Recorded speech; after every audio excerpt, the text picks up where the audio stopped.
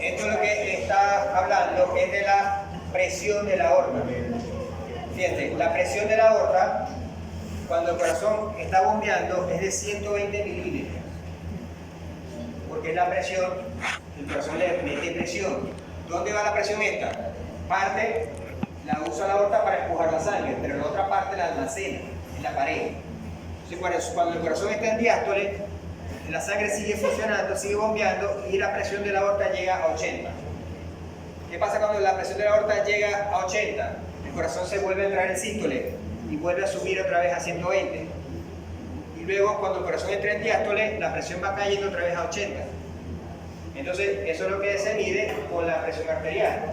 ¿Qué es la presión arterial? Es la presión, sobre todo la presión de la aorta, que se transmite a todo el sistema. O sea, las arterias, ¿no? ¿Se entendió eso? Pues yo no soy lengua mocha y siempre. Que no entienda me dice. ¿Y cómo funciona eso con alguna variación de la presión? Muy importante. ¿Qué pasa si la aorta no se puede distender? ¿Qué va a hacer la aorta? No se puede distender. O se distiende menos. Aumenta la presión, obviamente, porque si esta presión va a dónde va, a las paredes de la aorta. Pero si la aorta, una aorta de una persona joven puede distenderse todo esto. Esta presión la almacena la aorta. Pero una persona que está viejita, que ya las paredes de la aorta están endurecidas, ahora la aorta solamente se puede distender hasta aquí. Entonces, ¿qué va a hacer la aorta con la presión que no pudo almacenar? La va a dejar en la sangre. Entonces la presión puede llegar hasta 180, entonces el viejito le tiene que tomarse algo para bajar la presión. Porque si no se le va a reventar una arteria por ahí en el cerebro o en el corazón y le da un infarto. ¿Qué hace el médico o qué le receta al médico porque la aorta ya no puede distenderse? Le receta una medicina ionotrópica negativa. ¿Qué hace la sustancia ionotrópica negativa? Reduce la fuerza con que el corazón se contrae. Entonces, el corazón al contraerse con menos fuerza, es menos la presión que le bombea a la aorta. Se controla, por ahí puede controlar la presión. ¿Qué otra forma de controlar la presión? Bajar la cantidad de sangre. Porque si hay menos sangre, hay menos presión. O sea, también le ponen un diurético. La persona orina más, le baja la volemia y al bajar la volemia también baja la presión.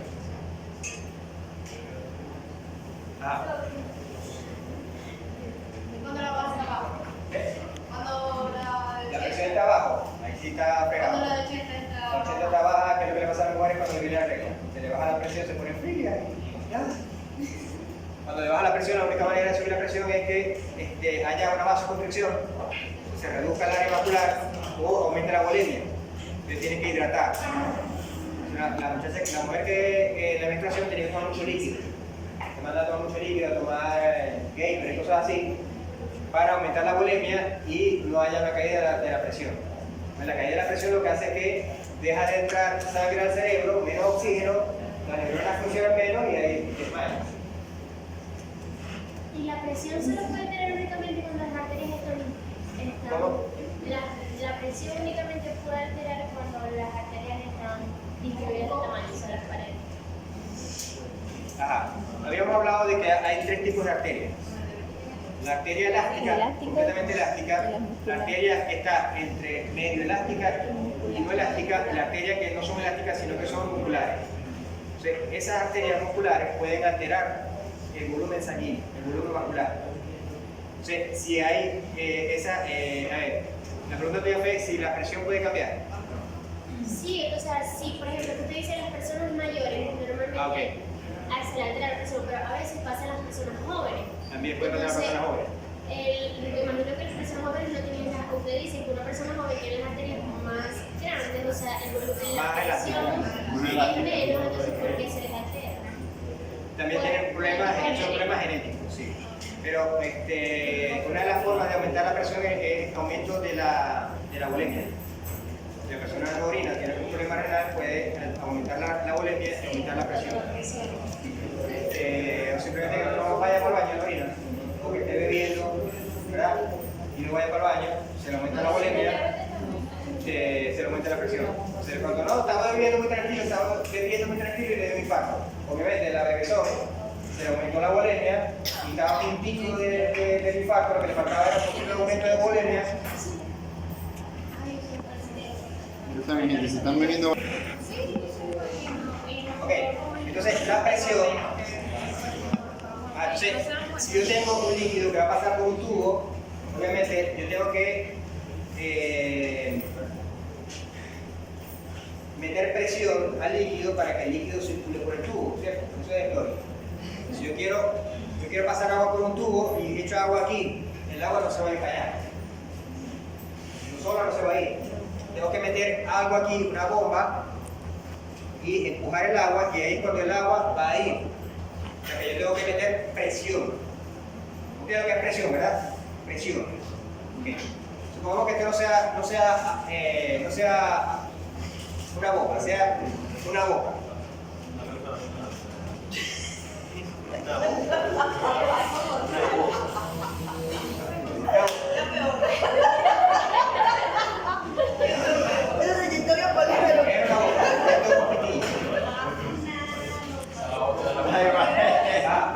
Este es un pitillo.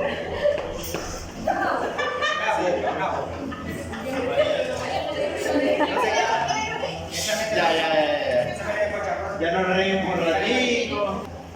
Y esta persona sopla, o sea, si sopla, ¿qué hace? Le mete presión al pitillo, ¿cierto? Sí. La bolita va a ir en el sentido de que la persona sople. Okay. ¿Qué pasa si la persona le pone los dedos aquí a la mano, al pitillo? ¿Verdad?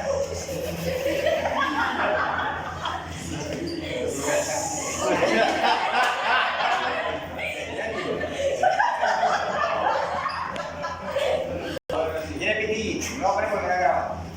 Le pone el pitillito y le pone los dedos al pitillito suavecito. Ahora la pepita no se mueve, ¿verdad? No. Tiene que soplar más duro. Para que la pepita se mueva, pensa lo que yo estoy poniendo aquí y la pepita se mueva. ¿Cierto? Entonces, ¿qué pasa? Que aumenta la presión. El aire hace presión para que la pepita se mueva. O sea, la presión es esa fuerza para ejercer el movimiento. Ok, ahora supongamos que hay otra persona aquí. Soplando del otro lado. Soplando del otro lado. ¿Para dónde se va a mover la bolita? Para que sople más duro. Y si tiene la misma fuerza al centro. Si soplan de la misma fuerza, la bolita se va a quedar en el medio, donde quedó. Pero si alguien sopla más duro que la otra persona, la bolita se va a ir para allá y la otra persona se va a tragar la bolita. Hay una que traga, otra que no traga, bueno, pero la bolita tiene que ir hacia la persona que... La cara de la profesora. Entonces, ¿qué quiere decir esto? Si las dos personas están soplando, las dos personas están haciendo presión.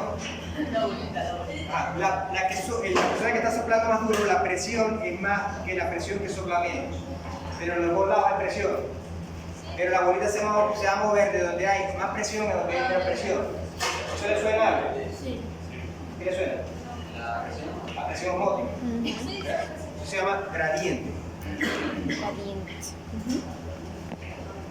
Aquí también se habla de un gradiente. Porque no es que en la arteria al principio hay presión y al final no hay presión. En los dos lados hay presión. Lo que es que al principio hay más presión que al final. Y por lo tanto la sangre circula de donde hay más presión a donde hay menos presión. Por eso se llama gradiente de presión. Entonces, el gradiente de presión es para que la sangre circule de un punto A a un punto B, o sea, del principio de una arteria al final, tiene que haber una presión más alta en el principio y más baja al final. Sí. Supongamos este ejemplo que está aquí.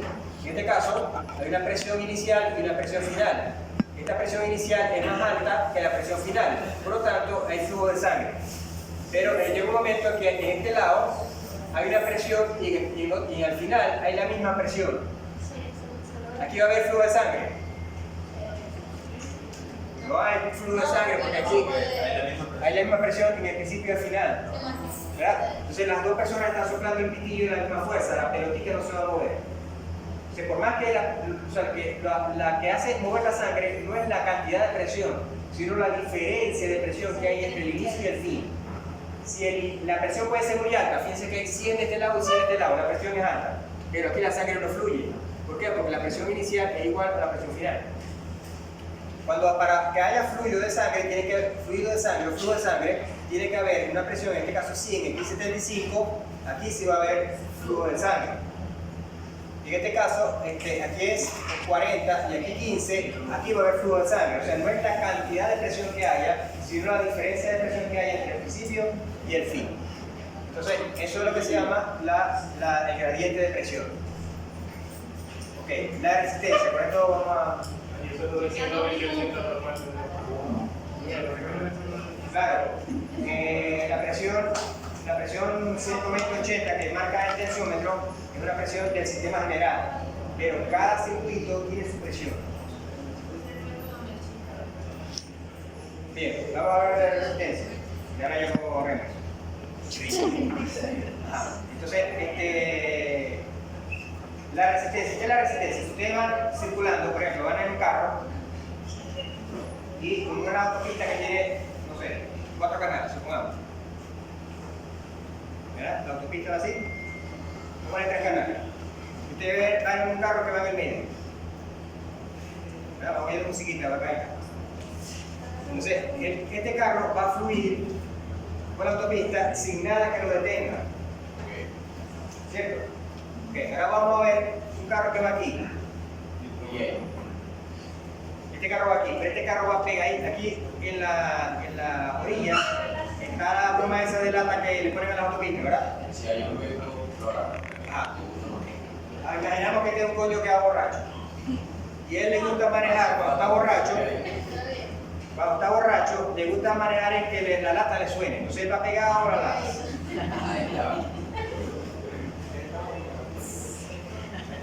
Le gusta que el carro suene con la lata cuando va a dar sonido de la lata.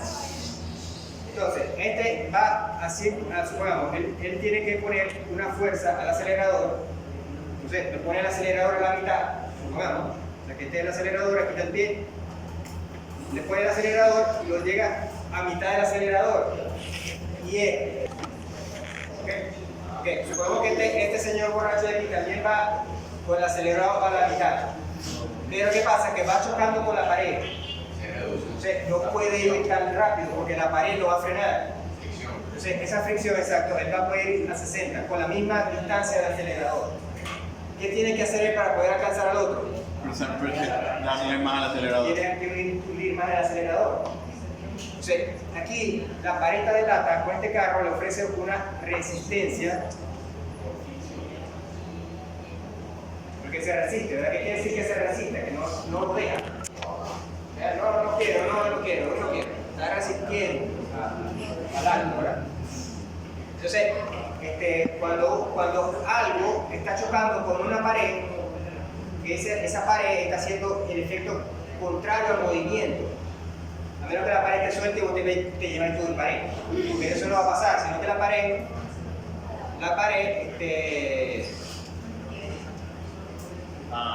Y estamos. 103. Dale aquí al La resistencia es una fuerza cuando una sustancia fluye, como un líquido fluye, ese fluido cuando entra en contacto con una superficie, la superficie va a oponerse al flujo. Por lo tanto, la pared del conducto va a ofrecer resistencia al fluido de estar circulando por él. Pero ¿a cuál fluido? Al que choca con las paredes. Entonces, si esto ya no veamos que esto es una autopista, sino que es un vaso sanguíneo. Por aquí va un glóbulo rojo y va la sangre, ¿verdad? ¿Qué sangre va más rápido? La sangre que va por el medio, que no choca con nada, esta sangre puede ir más rápido. Pero la sangre que va chocando con las paredes, esta sangre, las paredes las van a ir frenando. Y por lo tanto, esta sangre de aquí va a ir más lento que la sangre que va por el medio. ¿Se entiende? Sí. Ok, entonces, ahora vean esto. Si yo tengo una autopista de que hay 6 canales, supongamos. ¿Cuántos hay aquí? 1, 2, 3, 4, 5 canales. Yo tengo aquí para que 3 carros que circulen libres y dos borrachos vayan chocando con las paredes, ¿verdad? Quiere decir que hay más campo en el centro para que la sangre vaya libre. Ahora tengo una autopista de un solo canal. ¿Qué va a pasar? Que el carro va a ir todo el tiempo dando contacto con las paredes. Entonces no hay campo en el medio para que la sangre vaya lenta, sino que toda la sangre, o hay más sangre tocando las paredes. Esta es la pared, hay más sangre tocando las paredes y hay menos sangre pasando por el medio libre. ¿Qué puede concluir de eso? ¿Dónde circula la sangre más rápido? ¿En un vaso sanguíneo de un área mayor o de un área menor? De la área mayor, porque tiene menos resistencia. En cambio, los vasos sanguíneos que tienen menos diámetro, más pequeños, ofrecen más resistencia. ¿Por qué ofrecen más resistencia? Porque tienen menos campo en el centro. Porque por el centro es que la sangre circula libre y hay menos sangre contactando la pared. Entonces, por eso que la resistencia es un evento muy importante en la circulación y la resistencia entonces es la fuerza que ofrece el vaso sanguíneo para oponerse al flujo de sangre. Simplemente la pared por fricción. Entonces cuando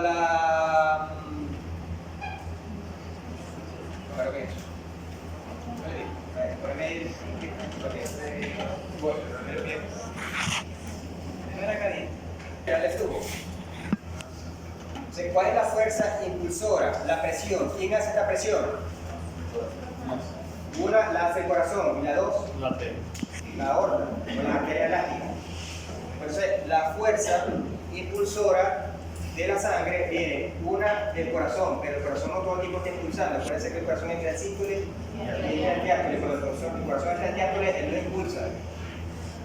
Entonces, quiere decir que una fuerza, la impulsora de la sangre, es el corazón, y la segunda fuerza impulsora es la arteria cuando se estira, la elasticidad de la arteria. Cuando ya se está devolviendo la presión a la sangre. ¿Y cuál es la fuerza en contra? Entonces, lo que estamos hablando, las paredes del vaso sanguíneo que chocan con la sangre cuando va pasando. Esa es la resistencia. ¿Qué quiere decir esto? Que el flujo, la velocidad de la sangre, es directamente proporcional a la presión e inversamente proporcional a la resistencia. O sea que si aumenta la resistencia, ¿qué pasa con el flujo? Baja, porque está abajo. Habíamos dicho que el que está abajo tiene la división, ¿verdad? Si la resistencia sube, el flujo baja. Pero si la presión sube, el flujo sube. Y si la resistencia baja, igualmente el flujo sube. No, Si la resistencia baja, Es inversa. sí. no sé, si yo le pregunto al examen, ¿qué relación tiene la resistencia con el flujo? Usted tiene que decir, ¿directa o inversa? Inversa. ¿Qué relación tiene la presión con el flujo? ¿Directa o inversa? Directa. Directa. Esas son las respuestas del examen. Para que las pongan. Yo De pongo, hecho, ahí tienen la chuletica. está abajo. Entonces yo pregunto en el examen, ¿la relación de la resistencia es directa o inversa con el flujo? Usted me dice, con la resistencia es inversa al flujo. De todas formas, ustedes usando el cerebro, ¿verdad? Algunos que no les gusta usarlo, pero usando el cerebro todo lo deduce. Si hay más resistencia, obviamente la resistencia va al borracho chocando con las paredes, no puede ser más rápido. Es más bien más lento. Entonces cuando la resistencia es mayor, el flujo es la velocidad que es más baja. Entonces, la distribución del flujo tiene que ver con la resistencia. Estamos hablando, ¿verdad? Quiere decir que si yo quiero que un órgano reciba mucha sangre, supongamos el cerebro, la evolución quiso que el cerebro, para no meter nada religioso, el cerebro reciba mucha sangre. ¿Qué tiene que hacer? ¿Un vaso con alta o baja resistencia? Con baja resistencia. Entonces, si el cerebro va a recibir mucha sangre, tiene que tener un vaso sanguíneo con baja resistencia. Entonces, ¿qué tiene que hacer el cerebro? El creador, poner un vaso sanguíneo muy grande, porque mientras más grande hay menos resistencia, porque hay más espacio en el centro. Entonces, quiere decir que los órganos de más importancia tienen unos vasos sanguíneos más anchos. ¿Para qué? Para que tengan menos resistencia y el órgano reciba más sangre. Entonces, la diferencia, y obviamente, mientras el vaso sanguíneo sea más grande, hay más flujo, hay más velocidad de sangre. Entonces, va a depender del órgano, la cantidad de sangre que recibe un órgano va a depender de la función y de su actividad metabólica. O sea, hay, por ejemplo, el cerebro, que tiene una función muy importante y una actividad metabólica intensa, entonces requiere un gran aporte sanguíneo. Entonces, en cambio, de pronto, no sé, el aparato genital de los casados, como no tiene tanto uso, entonces requiere una menos o la piel, o, qué sé yo, el timo, ni sepa qué es el timo, entonces tienen un flujo sanguíneo menor. Ya, profe. Entonces, no, vamos a terminar este punto. No, de tipo, no. Bien, entonces, ¿qué habíamos dicho de el circuito? Circuito mayor, circuito menor. Bueno, ok, pero en cuanto al volumen de sangre, el volumen de sangre que sale del corazón tiene que ser el mismo que entra, ¿verdad? O sea que si el 100% de la sangre sale del corazón, tiene que recibir el 100% de la sangre. Por eso que este lado es rojo y este lado es azul. O sea, este lado rojo que es el lado de las arterias y este lado azul este es el lado de las venas. El 100% de sangre que entra a las arterias es el 100% de sangre que debe salir, llegar al corazón. Bien, entonces tenemos aquí una cantidad de sangre que lo vamos a medir como flujo. Bien, tenemos aquí los circuitos. ¿Cuáles son los circuitos? Ya dijimos, uno de los circuitos más importantes del cuerpo es el circuito del sistema nervioso.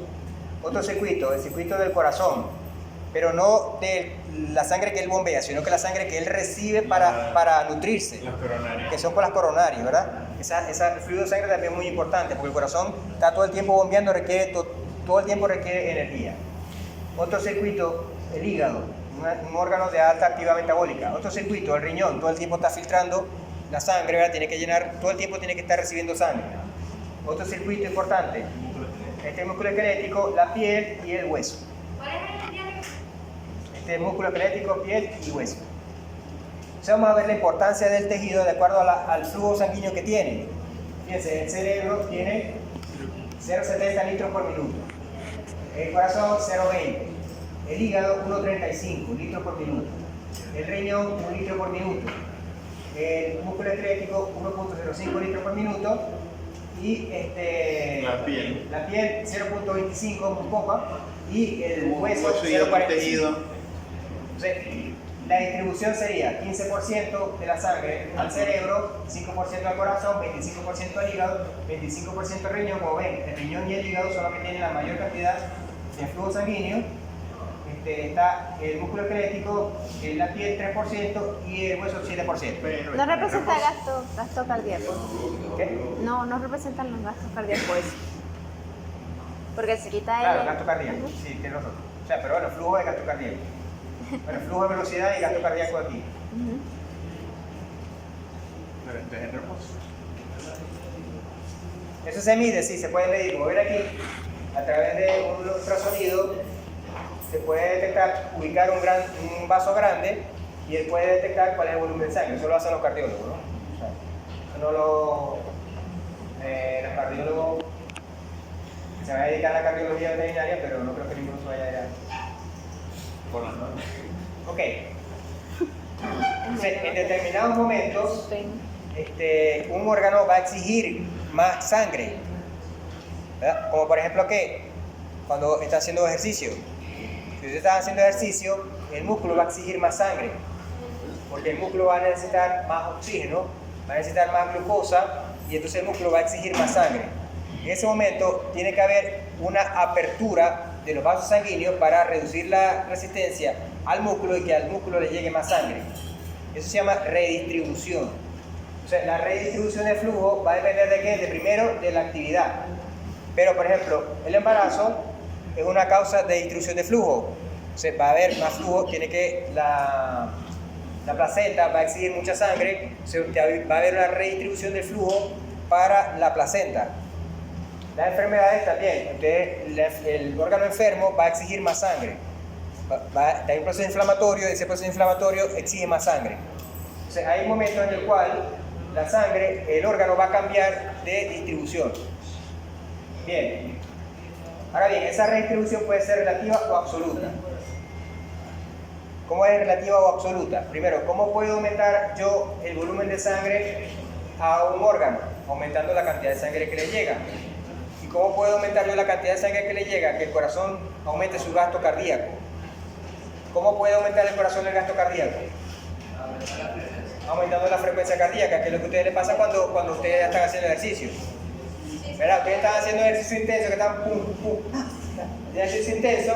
Entonces, en ese caso, el corazón bombea más sangre, aumenta el gasto cardíaco. Al aumentar el gasto cardíaco, quiere decir que está aumentando el volumen de sangre que le llega a los tejidos.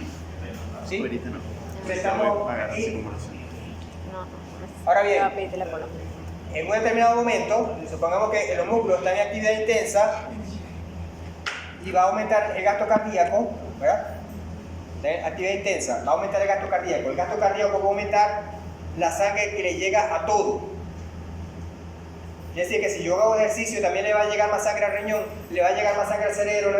No, porque solamente va a recibir más sangre el tejido que requiere la sangre, los demás no. ¿Para qué requiero yo más oxígeno en el cerebro si lo que requiere oxígeno es el músculo? Entonces hay una redistribución relativa. Entonces, la redistribución absoluta es por la cantidad de sangre que se está bombeando del corazón, pero la distribución relativa se refiere a qué órgano recibe ese bombeo. ¿Cómo hace el órgano para saber que por ejemplo, el músculo recibe más sangre? Porque los lechos capilares, este es un lecho capilar y este es otro. ¿Y este lecho capilar qué tiene de diferencia con este? Está todo rojo. ¿Y este? No tiene.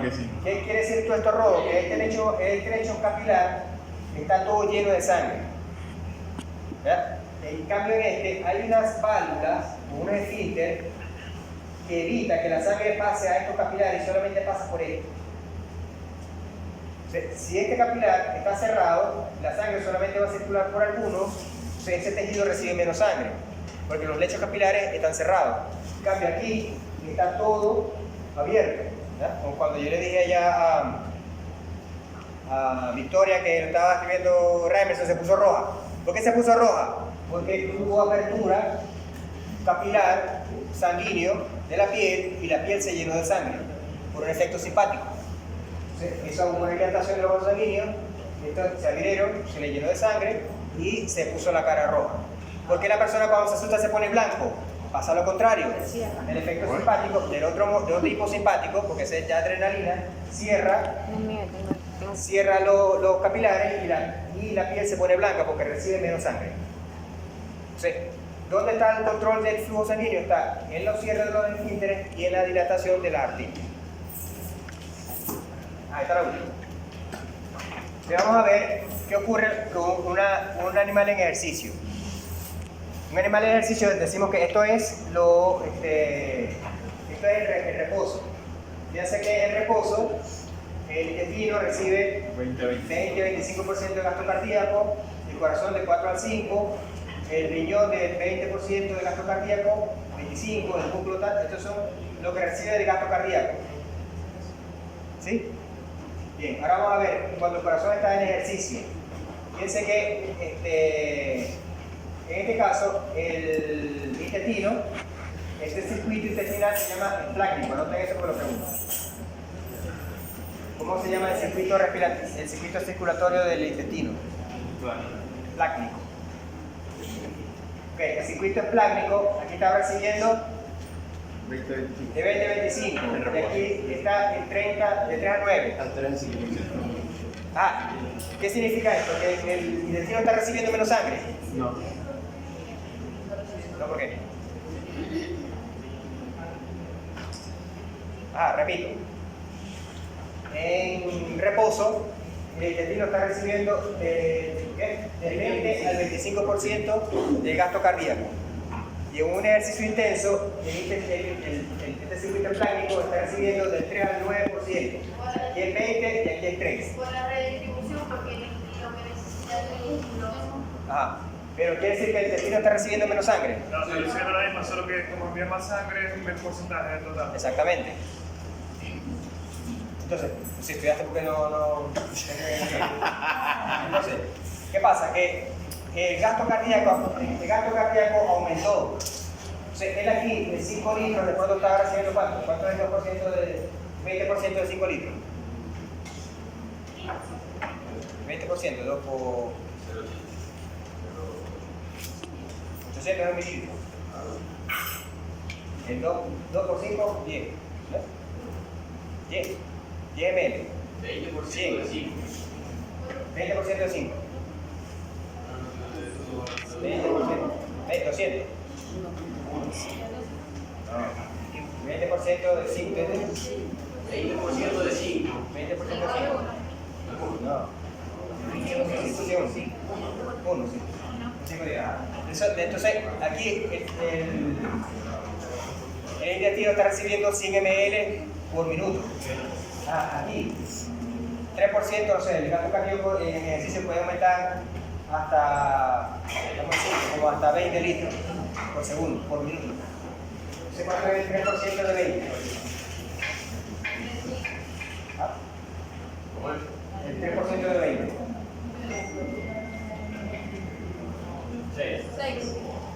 600. O sea que aquí está recibiendo ¿Qué diga el chamo? 100 ml y aquí baja a 60. O sea que sí baja un poco, pero no es que se quede sin sangre. Fíjense que del 20% bajó al 3% y esto no representó una caída drástica. O sea, eso es lo que se refiere a la distribución relativa y la distribución absoluta. La relativa se basa en los porcentajes que recibe de acuerdo al gasto cardíaco. Y la absoluta es la cantidad de sangre que recibe. Obviamente, aquí el gasto cardíaco aumenta, también la sangre que recibe es mayor. Por eso lo vamos a explicar, respetando ahí. Me voy a preparar el sonido de...